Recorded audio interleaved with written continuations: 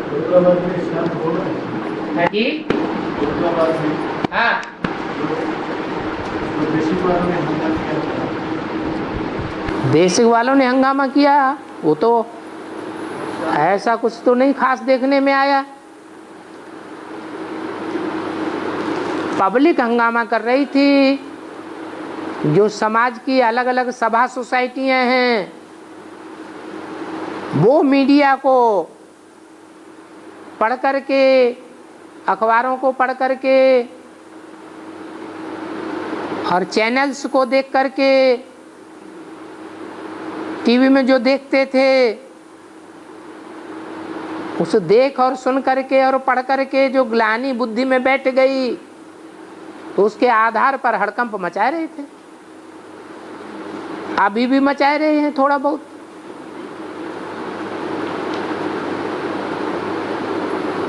विनाश ज्वाला कहां से निकली है?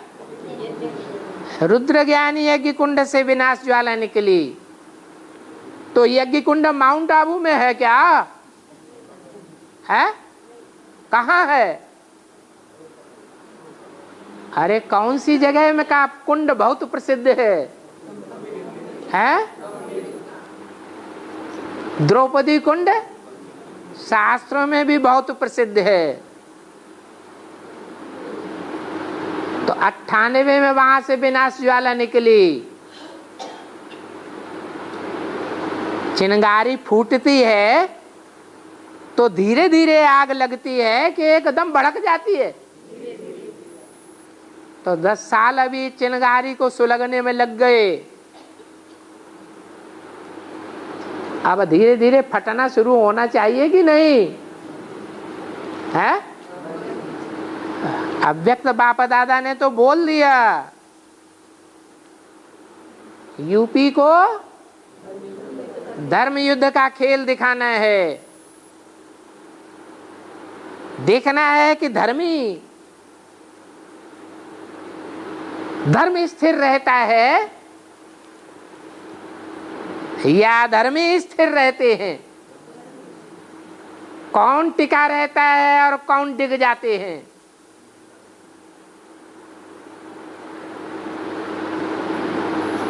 तो विनाश ज्वाला प्रज्वलित होगी तो क्या समझते हैं, शांत हो जाएगी? है?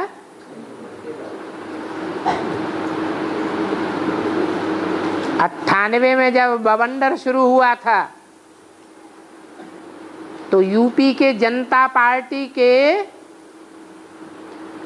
जो लखनऊ के सह अध्यक्ष थे राम प्रकाश त्रिपाठी, उन्होंने आश्रम की तरफ से भाषण देकर के बोला था कि आश्रम सच्चाई से काम कर रहा है। इनको अगर इसी तरह ज्यादा छेड़छाड़ की गई तो सारा यूपी जलने लग पड़ेगा।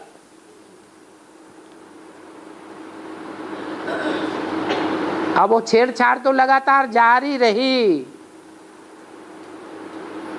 इन 11, 12, 13 वर्षों में। अब ये पांडवों के 12, 13 वर्ष और रामायण के 13 वर्ष, पूरे 14 वर्ष हुए कि नहीं हुए हैं? तो लड़ाई होनी चाहिए कि नहीं होनी चाहिए? और पांडव तो लड़ाई लड़ते ही नहीं है। मुरली में भी बाबा ने बोला है ये अखबार वाले आग लगाएंगे, ग्लानि करेंगे, भौंकते हैं, उन्हें भौंकने दो, तुम कुछ भी न करो। क्या कुछ भी न करो का मतलब क्या हुआ?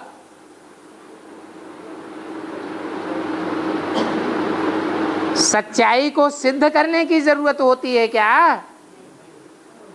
इसलिए बोला तुम कुछ भी न करो।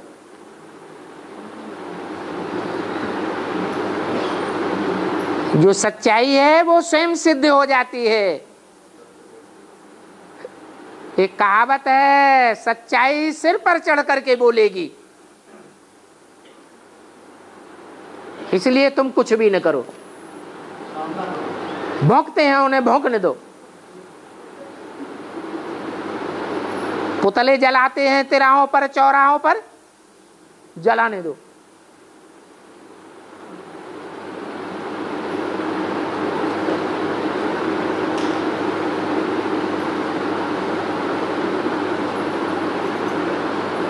रावण की सभा में अंगद ने क्या किया है?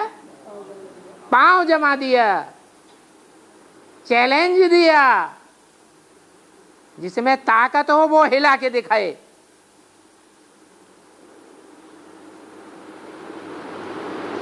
तो बड़े बड़े ताकत वाले आए हिलाने के लिए। हम आग लगा देंगे, हम उड़ाए देंगे, ऑल इंडिया से आश्रमों को उखाड़ देंगे।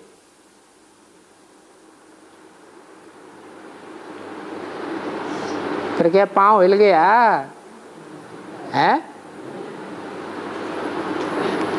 तो सब चलता ही रहेगा।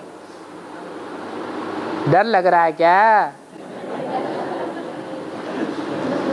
गीता पाठशाला चला रहे कि बंद कर दे?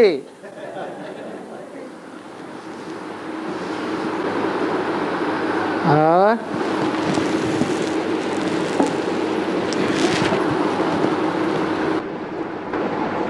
फरुखाबाद का जो एसपी है ना बाबा, फरुखाबाद का जो एसपी है, ये तो पता है आश्रम में हम केस नहीं करेंगे क्योंकि वहाँ पे सच्चाई से काम चलता है, हमारे पास कुछ प्रूफ नहीं है। हाँ, लेकिन उनके ऊपर दबाव तो डाला जा रहा है ऊपर से। बीके वाले डाल रहे ना बाबा, बीके वाले डाल रहे दबाव दे रहे, बीके वाले दबाव डाल रहे। हाँ वो तो ठीक है, नोटों की गद्दियां दबाव डाल रही हैं। तो जो दबाव पड़ रहा है उस दबाव से उर्ण होने के लिए कुछ तो करना पड़ेगा। कुछ बनता बनानी पड़ेगी कि नहीं बनानी पड़ेगी?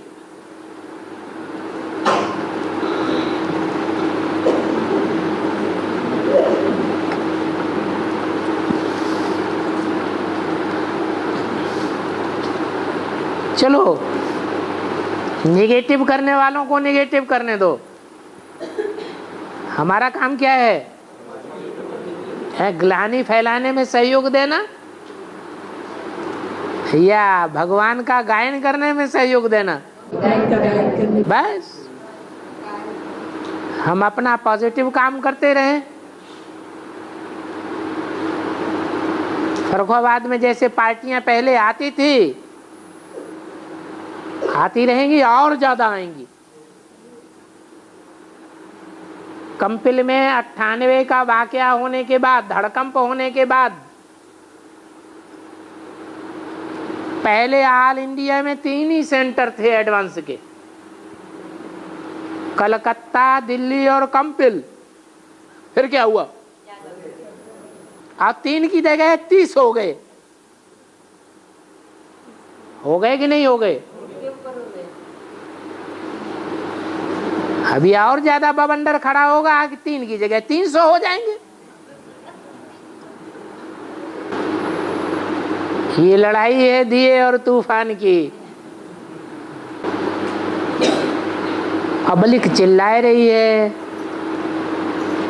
पब्लिक से कनेक्टेड जो सभा सोसाइटियां हैं, बड़ी बड़ी संस्थाएं हैं, सामाजिक राजनीतिक, वो चिल्ला रही हैं। आश्रम के बारे में सच्चाई क्लियर होनी चाहिए, सीबीआई को सौंपना चाहिए, उसको सौंपना चाहिए।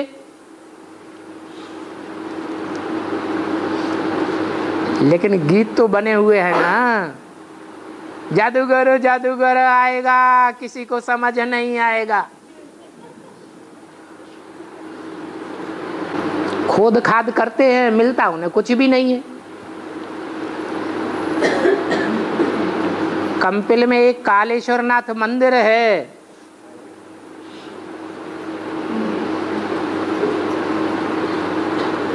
उसमें जो शिवलिंग रखा हुआ है गड्ढे में,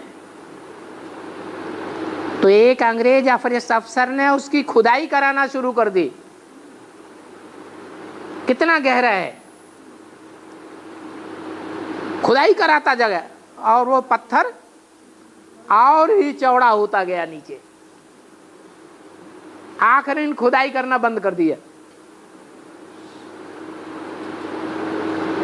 अरे जो प्रोसीजर है अगर समझना है तो 7 दिन का कोर्स आकर के लोग तसल्ली से बैठ के किसी से सुनो 2-4 दिन, कोर्स लेने के बाद भट्टी करो, महीने 2-4 महीने रेगुलर पढ़ाई पढ़ो। इतनी ढेर की ढेर कन्याओं माताओं बूढ़ियों को समझ में आ सकता है, तो दुनियावी जो बड़े लोग हैं उनको समझ में नहीं आ सकता।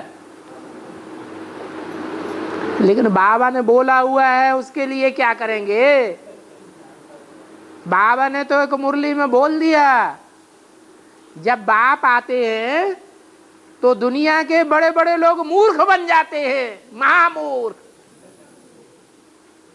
क्या बोला मुरली में? दुनिया के बड़े बड़े लोग महामूर्ख बन जाते हैं, ऊंची ऊंची कुर्सियों पर बैठे हुए हैं।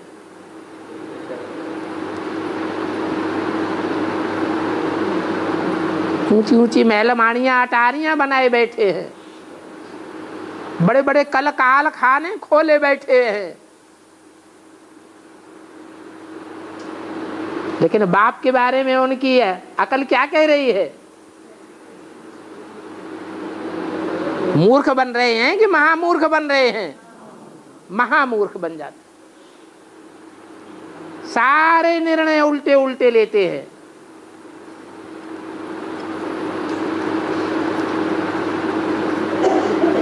समाज में ग्लानि फैलती है तो मारे मान मर्तबे के, अरे वहां हम कैसे जाएंगे, इतनी खराब जगह, तो हम नहीं जाएंगे कभी जिंदगी में। तो बुद्धि में अहंकार चढ़ जाता है, वहां जाके समझेगा कौन? समझने की तो बात ही दूर हो जाती है। वहां जाने आने वालों को भी हिराकसी नजर से देखते हैं, वैश्यालय में जा रहा है, हम तो बड़े आदमी हैं। और अंत में उसको भी झुकना है ना बाबा, अंत में वो झुकेंगे ना। कौन? जो बड़े बड़े हैं। रावण झुकता है, कंस झुकता है? देवासुर संग्राम में जो भी असुरों की लड़ाइयां हुई हैं, वो असुर झुके थे क्या? हैं? हाँ। बाकी 100 सुनने वालों में कोई एक निकलता है, वो हमारे कुल में आने वाला होगा तो आ जाएगा, अच्छा पुरुषार्थ करेगा, ऊंच पद पा सकता है। नहीं तो कम से कम प्रजापद तो मिलेगा ही।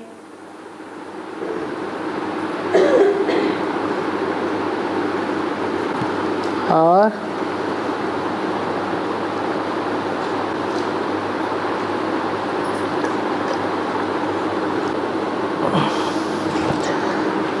हाँ जी, ओम शांति।